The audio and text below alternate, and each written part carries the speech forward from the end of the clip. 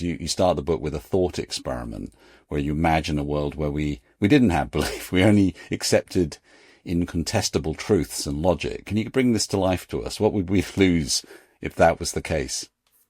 Well, let's just do this thought experiment and see where it takes us. I want all of you listening just to imagine a world in which, you only believe certainties. What would that world look like? Well, let me give you one immediately. 2 and 2 makes 4. Now, you can add many more like that. I'm British, so I would say here's another certainty. Queen Victoria died in 1901.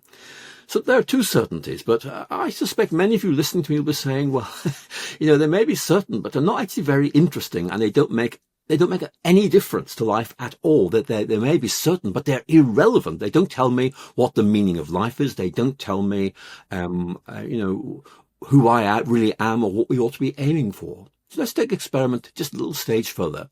Here's the next question. If we were to say we only are going to believe things that are certain, what does that mean we would have to leave out? Well, here are some things we'd have to leave out. One of them is, all people are created equal, which is really important politically, but you can't believe that because it's not a fact. There's no evidence for that. It's someone saying this is the way we ought to think, but actually you can't prove that's right. Here's another one. I mentioned earlier my own belief that, for example, torture is really awful and that I think it's awful and we shouldn't be doing it. But that's a belief, you see.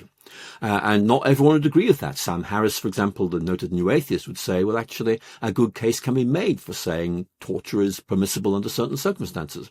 I don't agree with him, but he can't prove he's right. I can't prove I'm right. We've got to find a way of living with this. And so the end of this thought experiment really is this conclusion. It's that the things that really matter in life can't be proved. That doesn't mean they're wrong. It just means we can't go the full way. We can go part of the way and say, looking good, but we can't get to the end post. And what I'm trying to say simply is that all of us are in this position. It's just the way things are. We've got to try and come to terms with this and work out how we live with this and where it takes us.